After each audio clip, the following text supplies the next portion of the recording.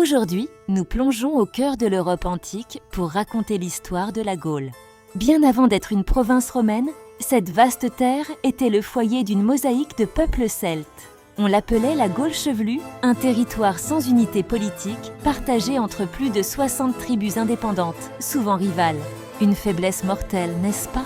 Ces sociétés étaient dirigées par des chefs de tribus, mais leur véritable ciment spirituel et juridique étaient les druides, gardiens de la connaissance. Au milieu du 1er siècle avant notre ère, cette civilisation fait face à son plus grand défi, l'ambition de Rome et de son général, Jules César. Simple conquête ou ambition démesurée? Profitant des divisions entre les tribus, César lance la guerre des Gaules, une campagne de conquête brutale. Face à la machine de guerre romaine, la résistance semble vaine. Mais en 52 avant JC, un homme parvient à réaliser l'impensable.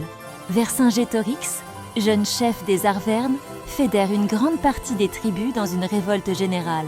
Il adopte la stratégie de la terre brûlée, forçant les légions romaines à s'épuiser. Un choix terrible, l'auriez-vous fait à sa place? Cette audace paie à Gergovie, où les Gaulois infligent une rare défaite à César. L'espoir renaît. Cependant, la confrontation finale a lieu à Alésia. Vercingétorix et son armée s'y réfugient, mais César les encercle avec un système de fortification colossal. Comment s'en sortir? Malgré l'arrivée d'une immense armée de secours, les légions tiennent bon.